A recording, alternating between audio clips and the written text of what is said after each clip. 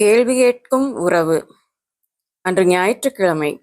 ஏன்தான் இந்த ஞாயிற்றுக்கிழமை வருகிறதோ என்று இருந்தது கிரிக்கு. மற்ற நாட்களில் ஆபீஸுக்கு சென்று விடுவதால் வீட்டின் பிரச்சனைகளை கண்ணுக்கு எதிராக பார்க்க வேண்டாம். ஆனால் இன்று வீட்டில் இருப்பதால் அப்பா அங்கதனுக்கும் அம்மா பரமேஸ்வரிக்கும் நடக்கும் பஞ்சாயத்துகளை பார்த்தே ஆக வேண்டிய நிர்பந்தம். என்றைக்குதான் இதிலிருந்து விடுதலை கிடைக்குமோ? தனக்கே இப்படி இருக்கிறதே, அம்மாவுக்கு எப்படி இருக்கும்? அம்மாவை நினைக்கும் போதெல்லாம் கிரிக்கு பரிதாபமாக இருக்கும். அந்த பரிதாபமே ஆழமான அன்பிற்கும் அஸ்திவாரமாக அமைந்தது. விவரம் தெரிந்த நாளிலிருந்து அவன் அப்பா அம்மாவை மரியாதையாக நடத்தியதே இல்லை. அம்மாவை கூப்பிடும்போதே கேவலமான ஒரு வார்த்தையால் தான் கூப்பிடுவார். எல்லாம் நேரத்துக்கு செய்தாக வேண்டும் என்ற நிர்பந்தம். அம்மா கொஞ்சம் கூட ரெஸ்ட் எடுத்து விடக்கூடாது. எப்போது பார்த்தாலும் அப்பாவுக்கு சேவகம் பண்ணி கொண்டே இருக்க வேண்டும். அது என்னமோ தெரியவில்லை, அப்பாவுக்கு அம்மா தூங்கினாலே பிடிக்காது. அதுவும் மதியம் தூங்கினால், நீ இப்படி தூங்குறனாலதான் வீடு தரித்திரம் பிடிச்ச மாதிரி இருக்கு, எந்திரிச்சு வேலையை பாரு என்று விரட்டி கொண்டே இருப்பார். அம்மா எதிர்த்து எந்த வார்த்தையும் பேச மாட்டார். அப்பா சொன்ன வேலைகளை முடியுதோ முடியலையோ எப்பாடுபட்டாவது செய்து விடுவார். அம்மாவுக்கு உடல்நிலை சரியில்லை என்றால் அப்பாவுக்கு அது ஒரு விஷயமே இல்லை. ஒருமுறை அம்மா கீழே விழுந்ததில் எலும்பு முறிந்து நடக்க முடியாமல் மிகவும் அவஸ்தைப்பட்டார்.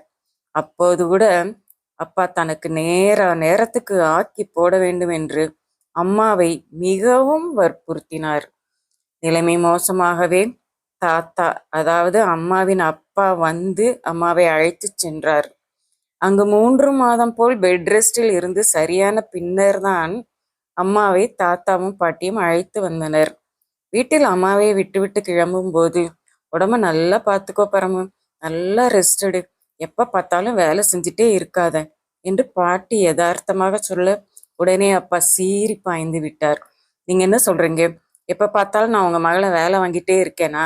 ரெஸ்ட் கூட கொடுக்காம கொடுமைப்படுத்துறேனா என்று ஆரம்பித்து தகாத வார்த்தைகளை பேசி கடைசியில், இனிமே நீங்க இந்த வீட்டுக்குள்ள வரக்கூடாது, வந்தா உங்க பொண்ணை உயிரோட பார்க்க முடியாது என்ற மிரட்டலுடன் முடித்தார். அப்பாவுக்கு வேண்டியது அதுதான். அம்மாவுக்கு யாராவது சப்போர்ட் பண்ணினால் எதையாவது காரணம் சொல்லி அவர்களை வீட்டுக்குள் வராமல் செய்து விட வேண்டும். அதைத்தான் அன்றைக்கும் செய்தார். அதன் பின்னர் தாத்தா பாட்டி வீட்டுக்கு வரவில்லை. ஆனால் மகளுக்கு போன் பண்ணி விட்டு அந்த தெருமுனையில் இருக்கும் ஒரு சிறிய ஹோட்டலில் காத்திருப்பார்கள். அம்மா கடைக்கு போறேன் என்று சொல்லிவிட்டு அங்கே போய் அவர்களை பார்த்து பேசிவிட்டு வருவார். இதை பார்க்கும் போதெல்லாம் கிரிக்கு வேதனையாக இருக்கும். பெற்று வளர்த்து படிக்க வைத்து ஆளாக்கி திருமணம் செய்து கொடுத்த பெற்றோரை பார்க்க கூட இப்படி பயந்து பயந்து போக வேண்டியிருக்கிறது. என்ன ஒரு வாழ்க்கை அம்மாவுக்கு என்று பல சமயங்களில் அவன் வருந்தி இருக்கிறான். பொறுக்க மாட்டாமல் எப்போதாவது அவன் அம்மாவுக்கு சப்போர்ட்டாக ஏதாவது பேச ஆரம்பிக்கும் போதே அம்மா அவனை தடுத்து விடுவார். நீ எதுவும் பேசாத, கொஞ்சம் சும்மா இரு என்று அவன் வாயை அடைத்து விடுவார். அம்மாவுக்கு பயம், அவனை ஏதாவது பேச போய் கண்மூடித்தனமாக அவனை அடித்து போட்டால் என்ன செய்வதென்று. அதனாலேயே கிரியை அடக்கி வைப்பார். காலேஜுக்கு சென்ற பின்னும் கிரியால் வாயை மூடிக்கொண்டு இருக்க முடியவில்லை. ஏன் அம்மா ரெஸ்ட் எடுத்தா என்ன, உங்க தலையிலிருந்து கிரீடம் விழுந்துடுமா என்று கேட்க தோன்றும். ஆனாலும் அம்மா சைகையாலேயே எதுவும் பேசாதே என்று சொல்லி விடுவார். ஒருமுறை தங்கராஜ் மாமா வீட்டுக்கு வந்திருந்தார். அவர் கிளம்பும் போது அப்பாவிடம், இனிமேலாவது பரமுகிட்ட கொஞ்சம் பாசமா இருங்க, நாளைக்கு உங்களுக்கு வயசாகி போகும்போது அவதான கூட நிப்பா, கொஞ்சம் அனுசரணையா இருங்க என்று வேண்டிக் கொண்ட போது அந்த வினாடியே அவரது உறவையும் கட் பண்ணி விட்டார் அப்பா. கொஞ்சம் கூட ரெஸ்ட் எடுக்காமல் அம்மா படுகிற பாட்டை பார்க்க சகிக்காமல் கிரியை 2 முறை சர்வெண்ட்டுகளை கொண்டு வந்து விட்டிருக்கிறான். அப்பாவுக்கு அது சுத்தமாக பிடிக்கவில்லை. சர்வெண்ட்டுக்கு சம்பளம் கொடுக்க வேண்டும், காசு போகிறதே என்ற எரிச்சல் ஒரு புறம், மனைவி ஓய்வாக இருக்கிறாளே என்ற புகைச்சல் மறுபுறம், எல்லாம் சேர்ந்து வேலைக்கு வந்த சர்வெண்ட்டுகளிடம் முகத்துக்கு நேராக அவர்களை திட்டி சுத்தமாக வேலை செய்வதில்லை, திருடுகிறார்கள் என்று ஏகப்பட்ட கம்ப்ளைண்ட்ஸ் எழுப்பி அவர்களாகவே வேலையிலிருந்து நிற்கும்படி செய்து விட்டார். பல்வேறு நினைவுகளால் அலைகழிக்கப்பட்டு நின்று கொண்டிருந்தவனுக்கு திடீரென்றுதான் ஞாபகம் வந்தது. என்ன அம்மாவை ரொம்ப நேரமாக காணோமே? யோசித்துக் கொண்டே கிச்சனுக்கு சென்றான். அங்குதான் அம்மா இருப்பார் என்பது அவனுக்கு சர்வ நிச்சயமாக தெரியும். அவன் சென்ற நேரம் அம்மா சுவரில் சாய்ந்தவாறு தரையில் அமர்ந்திருந்தார். ஏமா தரையில உட்கார்ந்திருக்கீங்க என்று கேட்டவாறே அவனும் அருகில் அமர்ந்தான். உடனே அவன் கைகளை இறுக பற்றி கொண்டார் அம்மா.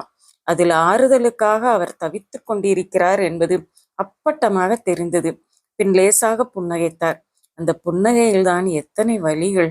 நிற்கவே முடியல கிரி, அதான் பேசாம உட்காந்துட்டேன். முடியலன்னா எதுக்குமா வேலை செய்யணும்? எந்திரிங்க, இங்கேயே உட்காந்துட்டு இருக்காம போய் படுங்க. அம்மாவின் கைகளை பிடித்து எழுந்திருக்குமாறு சொன்னான். மிகவும் சிரமப்பட்டு கையை ஊன்றி எழுந்தார் பரமு.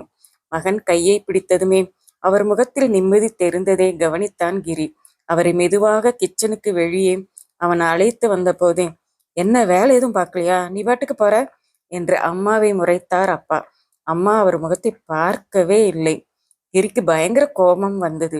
இப்ப எதுக்கு வந்து மிரட்டிட்டு இருக்கீங்க தேவையில்லாம? ஏதாச்சும் வேலை இருந்தா போய் அதை பாருங்க. எப்ப பார்த்தாலும் அம்மாவை மிரட்டிட்டு இருக்காதீங்க. முதல் முறையாக அன்றுதான் அவன் அப்பாவை எதிர்த்து அவ்வளவு பேசி இருக்கிறான். அம்மா அவனை தடுக்காதது மிகவும் ஆச்சரியமாக இருந்தது.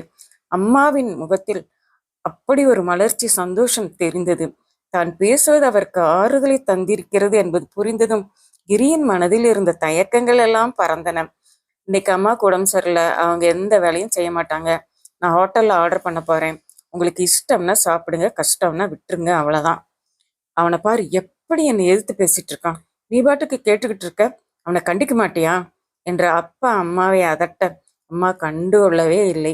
வயதாக உடம்பு படுத்தும் போது இனியும் என் கணவனுக்கு அடங்கி நடக்க வேண்டும் என்ற ஒரு வீராப்பு பெண்களுக்கு வரும். அதுதான் பரமுவுக்கும் வந்தது. வாங்கம்மா போலாம் என்ற அம்மாவை அழைத்து கொண்டு போய் படுக்க வைத்தான்.